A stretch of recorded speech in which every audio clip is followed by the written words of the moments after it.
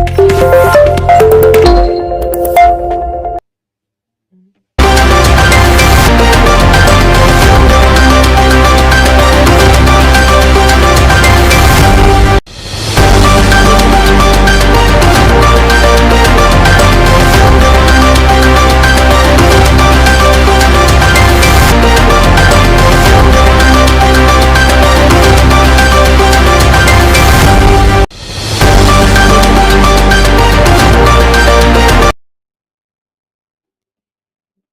morning and welcome to the morning news brief on Aspheric TV.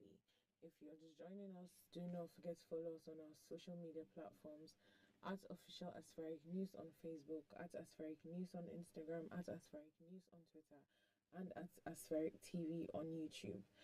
With me in the studio today is Mr. Mustafa Malik. Good morning, Mr.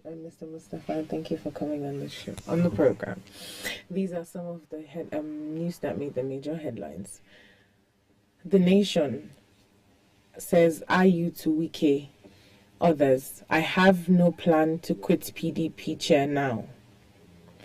Punch says FG warned against acute hunger. Selenium crisis. Punch. Prices of food, others drive inflation to 17-year high. Daily Trust. Ayu, I've not resigned and won't resign. This day live. PDP crisis deepens. Ayu calls Wike's bluff, says he has 4-year tenure leadership. Atiku holds rally in Yola. Wike's camp meets in Port Harcourt. Vanguard. We will be discussing some of these headlines when we come back from this short break.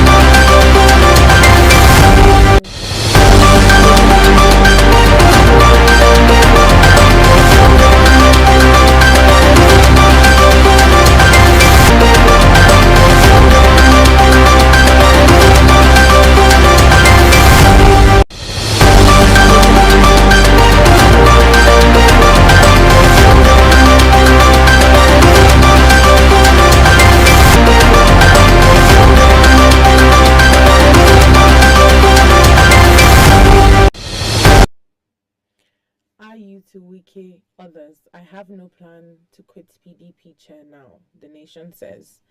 The peace talks between the presidential candidate of the People's Democratic Party PDP, Atiku Abubakar, and Rivers State Governor Nyesom Wike suffered a setback yesterday because Atiku's negotiation team did not show up.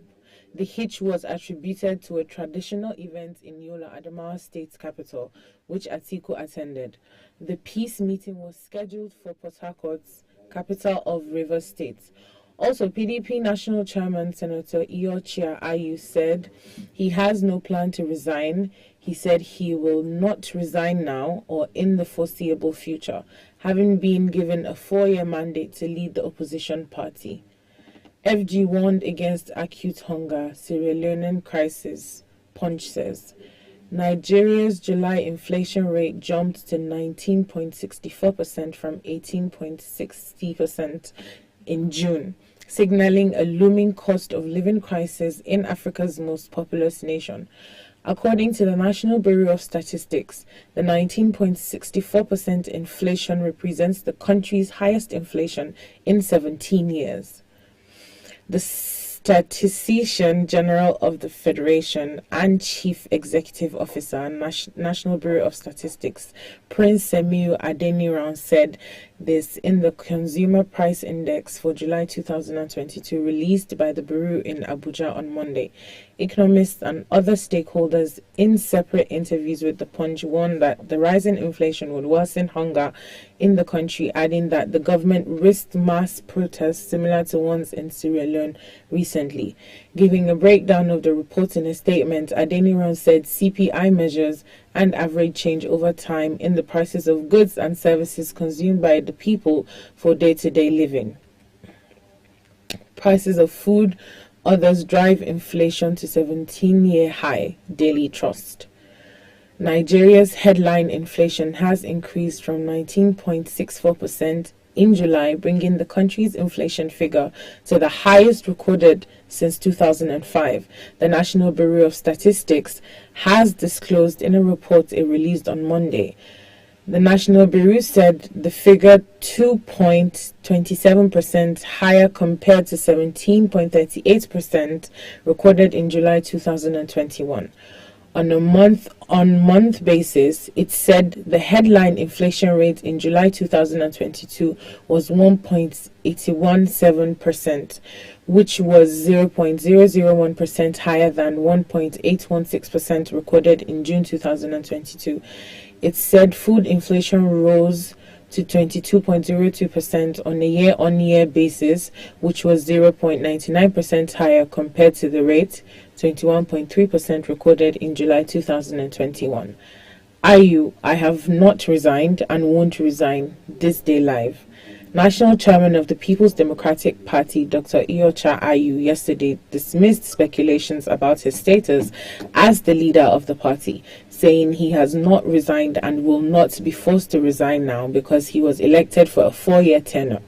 Ayu's statement came as presidential candidate of PDP, former Vice President Atiku Abubakar, yesterday led other chieftains of the party to receive some defectors from the ruling All Progressives Congress APC in Adamawa State into PDP.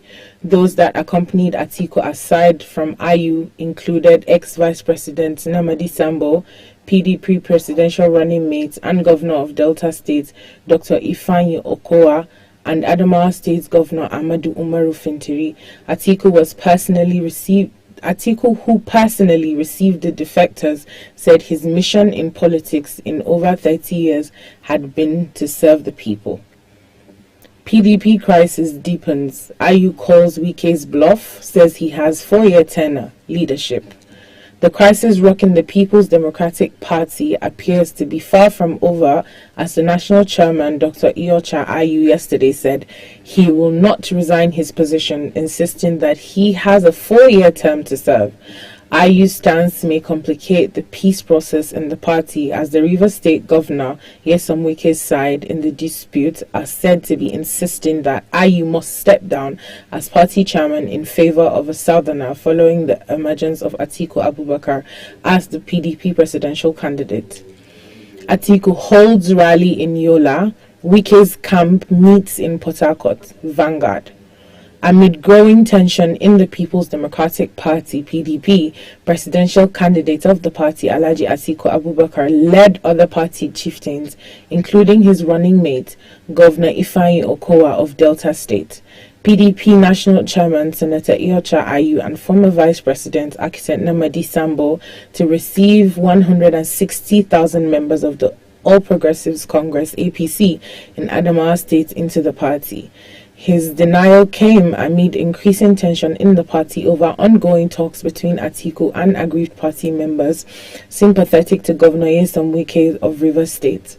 Atiku has appointed a 7-man team led by Governor Umaru Fintiri of Adamawa State to hold discussions with Wike's team led by former Information Minister Professor Jerry Ghana. The two camps are billed to meet in Port Harcourt on a date yet to be announced. These are the news that made the major headlines this morning. So, Mr. Musi, there's a lot of politics. It is centered around the PDP this time around. Funny enough, the party seems to be having some chaos. Not really chaos, but just it's a normal. It's an internal infighting within the party. do you think is something that they would eventually resolve? Well, so far, I don't see the possibility of resolving the problem before the end of the year, let alone by election is coming by February next year. But someone is telling the party chairman to step down. Does that say well for the party? It's not easy. The way we are seeing it, it's not easy per se to say, okay, the election is around the corner. You're talking about the chairman of the party that's supposed to lead, is supposed to provide that leadership that will lead the party into an election year, and less than 6 months or less than 7 months or 8 months to an election, and the party chairman should just go. You know, it's something is delicate, and that is why some leaders within the party too are not comfortable with the call for Ayu to step down. You understand? So whatever the case, the mistake has been done. To me, that is mistake. Mistake in the sense that the permutation was not really put into consideration to say, okay, peradventure, the PDP chairman is coming from the north. What if the party flag bearer comes from the north too? What will happen? This is something that they did not put into consideration before they went to their primaries. Recall that Uche Secondos, who was the previous chairman of the party, was compelled to step down by Governor Nyesom Wike because both men came from Rivers. So it will not be feasible for Wike to be eyeing to become the party's flag bearer, to come from Rivers, and the party chairman too should come from the Rivers. So he was instrumental to his removal. The videos are there. It went viral even when Uche Secondos went to court. So that was how the politics was played. So it means that somehow Nyesom Wike played himself into this. He didn't see it that Atiku would eventually pick the ticket, and now Atiku has picked the ticket. And it's a struggle. And it's a struggle in the ideal sense. The party chairman is from the north, Benue. The party flag bearer is from the north. Then the BOT chairman, Ambassador Walid, he is also from the north. So, and that is where the wicked camp are complaining about. Say, look, but do you think they have a case? They have a case. If we really want to look at it very, very, equity. It's all about equity. In equity, you have to carry everybody along. But as it is now, it means everything is in the hands of the Northerners, and that is why Wike is not too comfortable. Wike and some persons within his own camp are not comfortable. But they should put the interest of the party at heart, because at this dying minute, if they decide to say, okay, they will effect the leadership change, it will affect the party's chances in the general election. So, what is the name himself? Dr. Iyorchia Ayu, who is the party chairman too, he gave his own condition. He said, look, prior to now, he gave a condition, and the condition is that only him alone cannot go. That if he's going down, all the executive within the NEC should be rotated too, of which some persons it will not favor them. So since it will not favor them, they decided to back down. It's from one indication, it's like boats at loggerhead. Nobody is ready to listen to another person. To the other party. Because but I think that will hinder the progress of the party. Because if a party is not united, how are they going to achieve the goals? Especially going into an election with a formidable ruling party. Exactly. So it doesn't augur well for them. But this is politics. At the end of the day, they know how to solve their problem. But like Atiku Abubakar said prior to their party primaries, when they are talking about zoning of the leadership, he told them something that, look, this is not all about zoning now. What we should be aiming at is how to secure that victory. You understand? This is exactly what APC did in 2014, and they secured that victory. To me, President Namadi Sambo in 2014 was not the best within the APC, but they were looking at how to secure that victory. And how to secure that victory, they now went for someone that has a block vote, which was President Namadi Sambo in 2014. So they decided to say, okay, the only way they can beat PDP in 2015 was to pick someone that has a kind of a court-like support. So if you look at it very well, President Namadi Sambo from 2003 down to 2011, he already had 12 million votes to himself.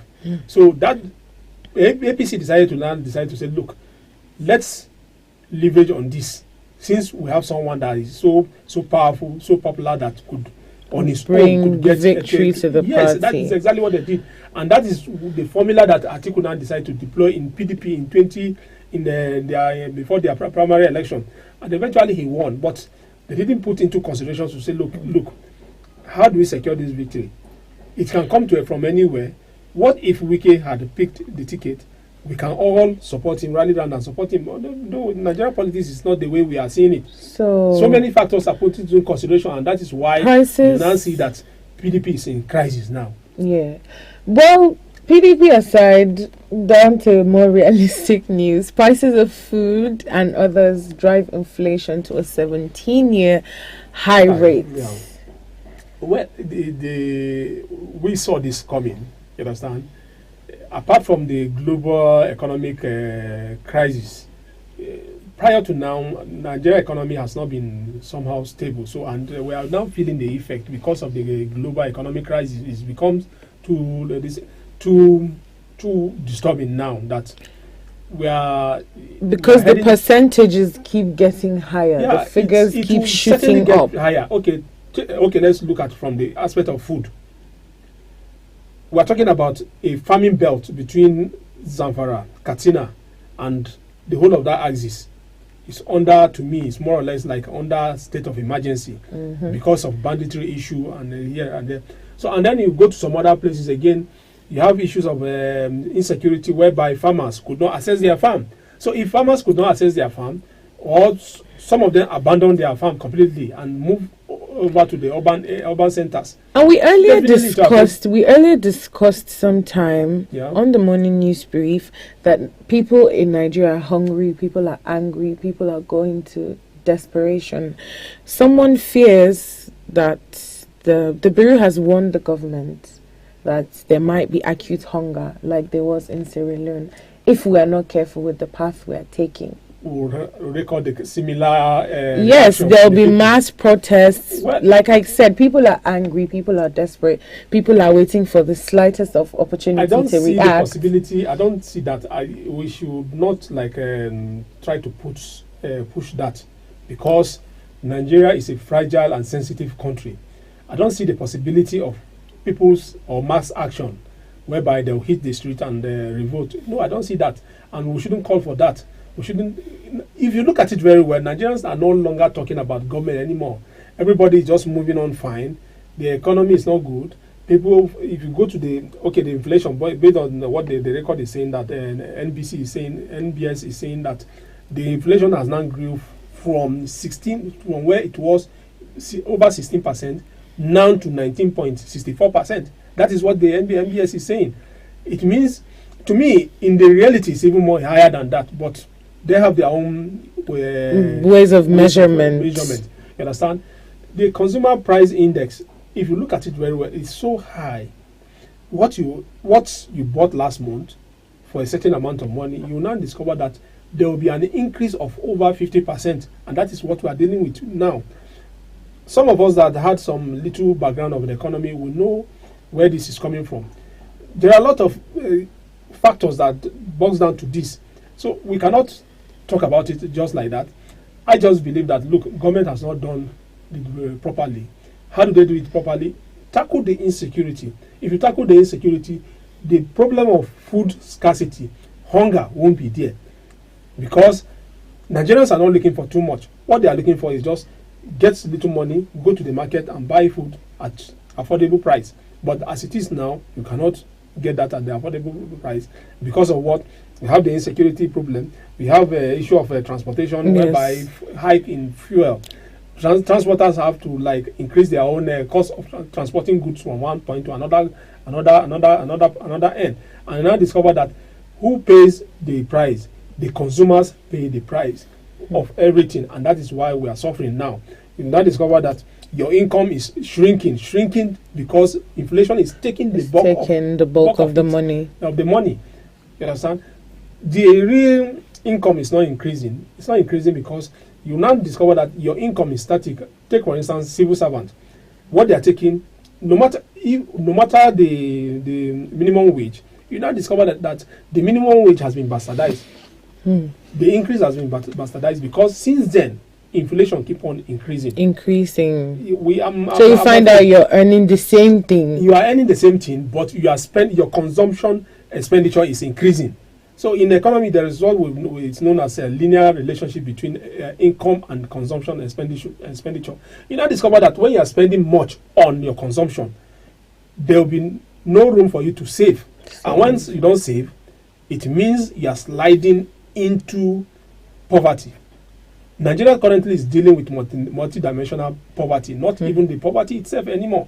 So it's really a problem. It's very alarming. But just like Punch said, they are like, is it Punch or they are like quoting what the NBS man said, that Nigeria should be careful that for we not to record what happened in Sierra Leone.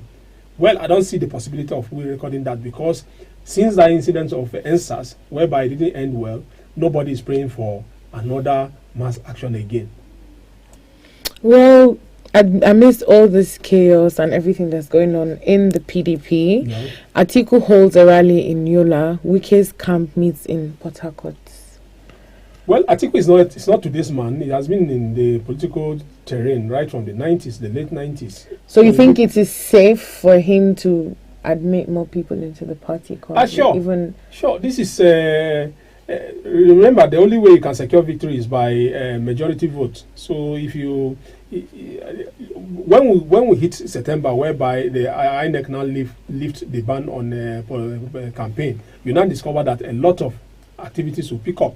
You understand? Yeah. So for now, people are making noise on social media here and there in respect of only one particular candidate. But eventually, when we step into September, you now decide to see real campaign picking up everywhere. So Atiku is in order. He cannot continue to dwell on the issue of Wike, who is aggrieved and decide to... No, he must move on. You understand? To me, if you look at his body language, it seems as if he doesn't even want to dialogue with Wike anymore. But some people are forcing him to say, okay, dialogue with him. Because let's look at it very well. When Atiku was a vice president, Nyese Wike was a local government chairman in Obiakpo. You understand? So, though you can't call the bluff of anybody when it comes to politics, because even one vote counts. You understand? Yes. But in this case, he has tried all means to pacify Wike, but Wike is now bringing his own condition that it's difficult to meet. You understand? Yes. So if you look, let Atiku continue with his own thing. He's dialoguing here and there, doing consultation here and there. While those people that are within his own camp that are insisting on meeting Wike, they should go ahead. He has already set up a committee under Governor Ahmadu Fintiri so that they dialogue with Wike's camp. But the party must move on. Yes, that's right. So thank you so much for coming on the program this morning. Thank you, Fatih. These are some of the news that made the major headlines this morning. Until we bring you the evening news brief, I'm still your host, Sidi Ali Fatima Nabila. Thank you.